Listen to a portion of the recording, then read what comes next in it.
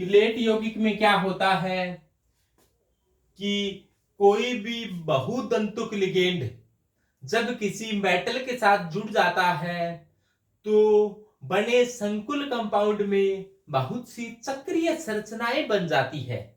ऐसे कंपाउंड को chelate compound कहा जाता है। वह जो चक्रीय संरचना है, जो साइक्लिक रिंग बनती है, इन्हें किलेट वलय यानी कि किलेट रिंग कहा जाता है। आपने देखे कोई भी कोऑर्डिनेशन कंपाउंड है, कोई भी संकुल यौगिक है, उसमें कोई एक मेटल होता है, मेटल के पास लोन पेयर डोनेट करने वाला कोई लिगेंड होता है। लिगेंड के बारे में कहा ही ये जाता है कि लिगेंड वह स्पीसीज है जो लोन पेयर डोनेट कर उपसहज संयोजक बंध बना दे तो उसे लिगेंड कहा जाता है, यानी कि लिगेंड है वो लोन पेयर डोनेट कर दे। कई बार क्या होता है, लिगेंड में लोन पेयर डोनेट करने वाले परमाणुओं के आधार पर, परमाणुओं की संख्या के आधार पर लिगेंडों को कई भागों में बांटा गया है, जैसे मोनोडेंटेड लिगेंड, इसी प्रकार से डाइडेंटेड लिगेंड होता है, ट्राइडेंटेड लिगेंड होता है, टेट्राडेंटेड लिगेंड होता है, यानी कि जिसमें लोन पेयर डोनेट करने वाला एक परमाणु हो तो मोनोडेंटेड लिगेंड होता है, जिसमें लोन पेयर डोनेट करने वाले दो परमाणु हो तो डाइडेंटेड लिगेंड होता है, जिसमें लोन पेयर डोनेट करने वाले तीन परमाणु हो तो ट्राइडेंटेड लिगेंड होता है, लोन पेयर डोनेट करने वाले चार परमाणु हो टेट्राडेंटेड, लोन पेयर डोनेट करने वाले पांच परमाणु हो तो उसको पेंटाडेंटेड कहा जाता है, लोन पेयर डोनेट करने वाले छह परमाणु हो तो हेक्साडेंटेड कहा जाता है। तो हेक्साडेंटेड का एग्जाम्पल होता है ईडीटीए, ईडीटीए पर -4 होता है तो वो हेक्साडेंटेड होता है। कई बार क्या होता है, कोई बहुतंतुक लिगेंड किसे कहेंगे, जिसमें दो या दो से अधिक लोन पेयर डोनेट करने वाले परमाणु होते हैं तो उसको बहुतंतुक लिगेंड कहा जाता है। बहुतंतुक लिगेंड जब किसी सेंट्रल एटम यानी कि मेटल के साथ कोऑर्डिनेट बॉन्ड बनाएंगे तो उस जो बना हुआ यौगिक है उसमें कई चक्रीय वलय बढ़ जाएगी, चक्रीय संरचनाएं बढ़ जाएगी। जैसे देखें, अपने बात करें कि कोई एक मेटल था, इसके पास लोन पेयर डोनेट करने वाला आया मान लो ईएन को अपने इस प्रकार से कहें, इसे इथाइलिन डाइएमीन, ये एक डाइडेंटेड लिगेंड होता है यानी कि द्वितंतुक लिगेंड होता है। इथाइलिन का सूत्र होता है CH2 डबल बंध CH2 को इथाइलिन कहा जाता है। डाइएमीन तो डबल बंध टूटकर दो NH2 समूह जुड़ गए, एक NH2 समूह जुड़ा और एक NH2 समूह जुड़ा, तो दो NH2 समूह जुड़ गए और N है, N के पास लोन पेयर है तो ये लोन पेयर डोनेट कर सकता है, जिससे इस प्रकार से लोन पेयर डोनेट कर दिया तो एक वलय बन गई। इसी वलय को क्या कहा जाता है, किलेट वलय कहा जाता है। इसी वलय को किलेट वलय कहा जाता है।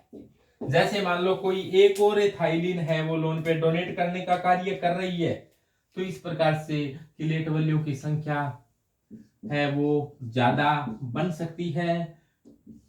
ये मान लो एक NH2 और है यहाँ पर और ये लोन पेयर डोनेट करने का कार्य कर रही है तो एक किलेट वलय और बन जाएगी। तो इस प्रकार से कंपाउंड के अंदर किलेट वलयों की संख्या बढ़ गई है, यानी कि किलेट वलय ज्यादा हो गई है। तो ऐसे कंपाउंड जिसमें दो किलेट वलय युक्त कंपाउंड को ही क्या कहा जाता है, किलेट यौगिक कहा जाता है।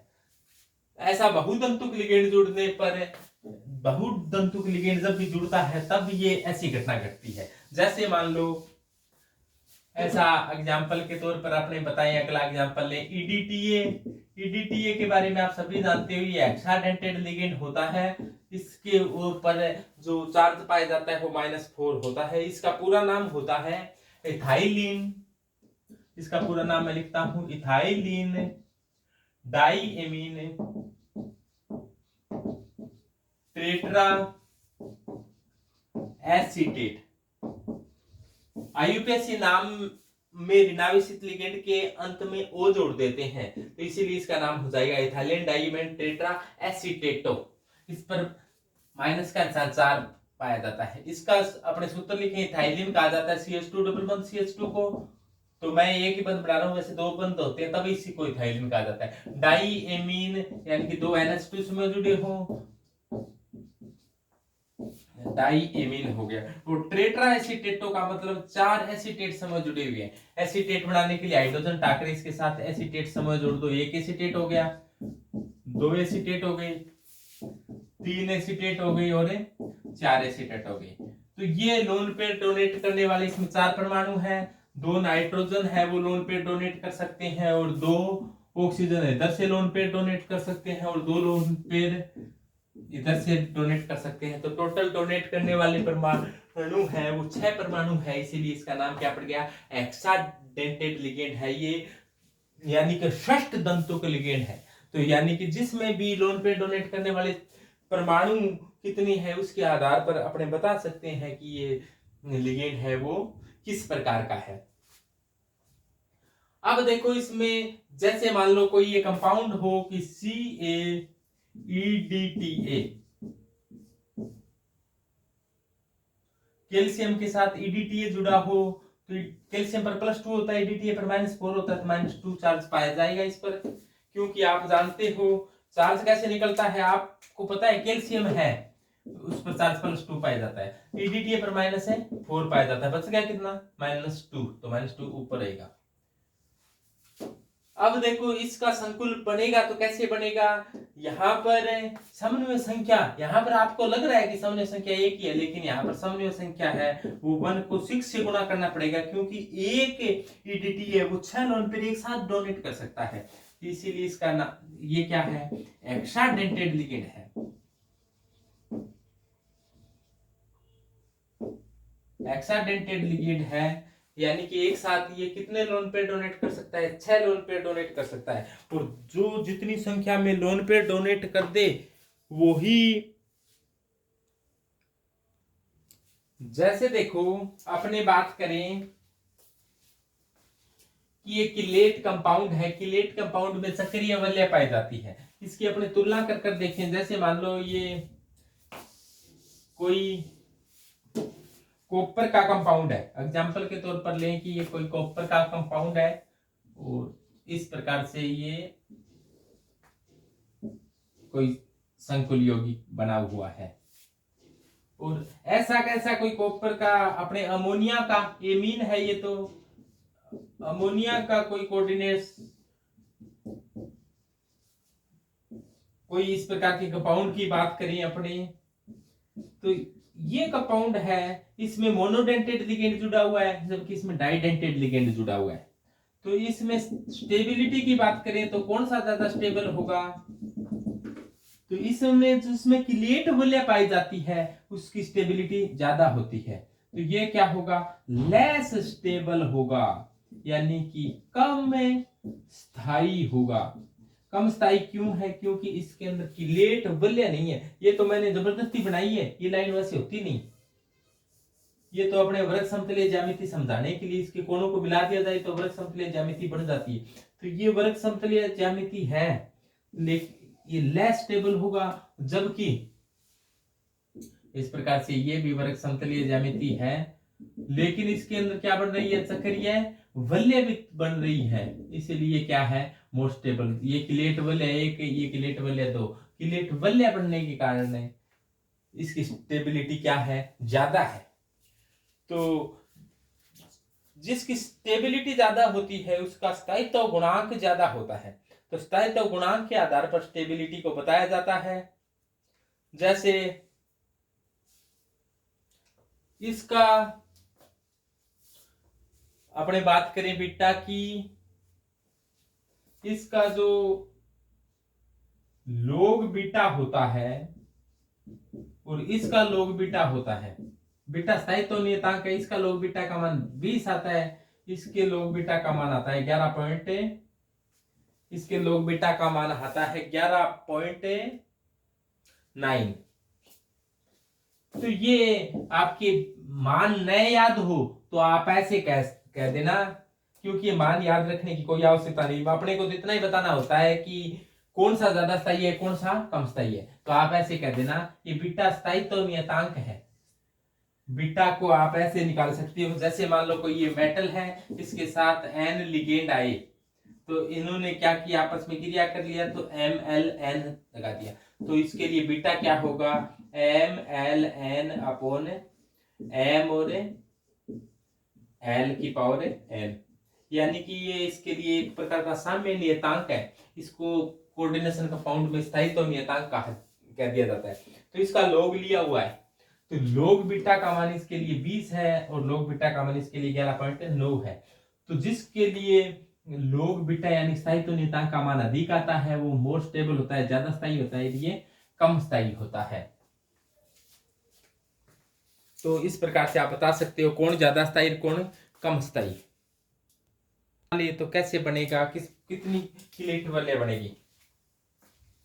आपने ये बताया था कि DTA है वो कैल्शियम के साथ बंध बना ले तो कैसी रहेगी। तो ये मान लो कैल्शियम है वो बीच में बैठ गया, कैल्शियम कहाँ बैठा, बीच में बैठ गया।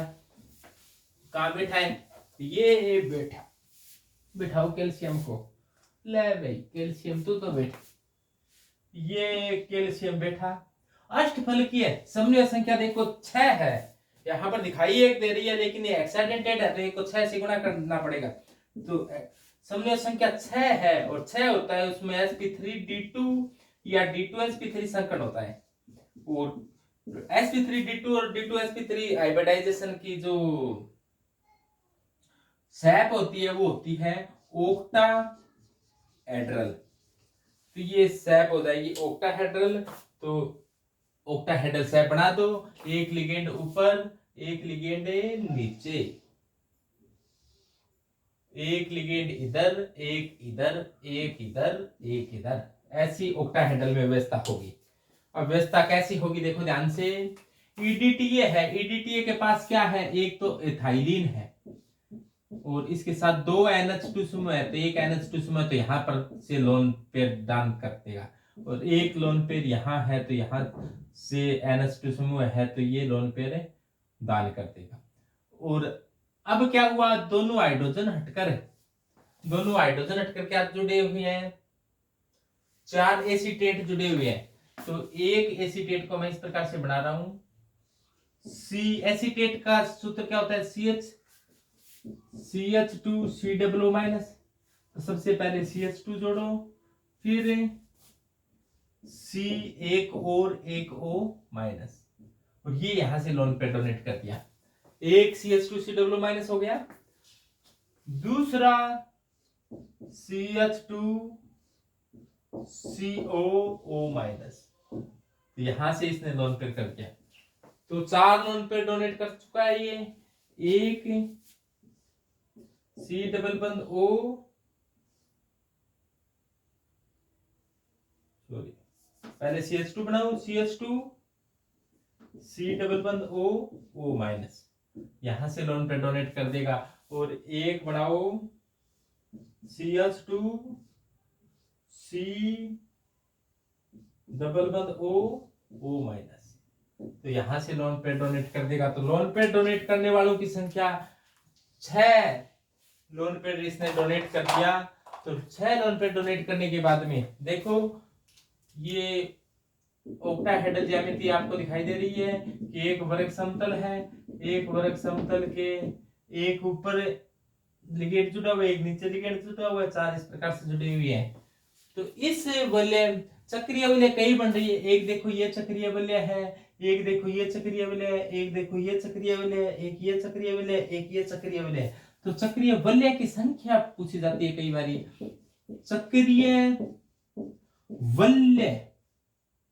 चक्रीय वलयों की संख्या कितनी है यहाँ पर, यानी कि नंबर ऑफ किलेट रिंग। तो यहाँ पर नंबर ऑफ किलेट रिंग कितनी बनेगी, नंबर ऑफ किलेट रिंग बनेगी, जितना हेक्साडेंटेड लिगेंड है एक कम करना है तो यहाँ पर 5 बनेगी, यानी कि number of chelate ring n-1 होता है। जितने डेंटेड लिगेंड है उसमें से एक कम कर लिख दो, उतनी ही किलेट वलय बनेगी। सारियों की एक एक बनाएगा तो 3 कितनी बना देगा, 3 बना देगा। देखो ध्यान से क्या हुआ है, यहाँ पर एक कोई कॉम्प्लेक्स कंपाउंड है जिसमें CO है, इसके साथ एथिलीन डाइमीन 3 लिगेंड जुड़े हुए हैं। इस कंपाउंड की समन्वय संख्या है कोऑर्डिनेशन नंबर 97 संख्या, जिसे अपने कोऑर्डिनेशन नंबर कह देते हैं, उसकी संख्या होगी कितनी 6, क्योंकि ये डाइडेंटेड लिगेंड है, द्वितंतुक लिगेंड है, तो जितने द्वितंतुक हो तो जितनी यहां पर होती है उसको 2 से गुणा कर देना चाहिए, जैसा आप लोगों ने कर दिया। 6 है और समझो संख्या 6 है, तो ये या तो sp3d2 हाइब्रिडाइजेशन होगा या d2sp3 हाइब्रिडाइजेशन होगा, कुछ भी हो। ज्यामिति कैसी होगी, ओक्टाहेड्रल शेप होगी। और ओक्टाहेड्रल शेप में क्या होता है, देखो ध्यान से, ओक्टाहेड्रल शेप में सीओ बीच में बैठेगा, एक लिगेंड ऊपर एक लिगेंड नीचे, 2 लिगेंड इस प्रकार से विराजमान होंगे। और इस ज्यामिति को कौन सी ज्यामिति अपने कह देंगे कि ये ज्यामिति है ना, ये ज्यामिति है अष्टफलकीय। इसमें एथाइलिन डाइएमिन व्यवस्थित होंगे, तो कैसे व्यवस्थित होंगे, देखो एथाइलिन डाइएमिन आपको बता दें कि एक द्वितंतुक लिगेंड है। एथाइलिन डाइएमिन बता दें आपको कि द्वितंतुक लिगेंड है, और द्वितंतुक लिगेंड किस प्रकार से व्यवस्थित होते हैं।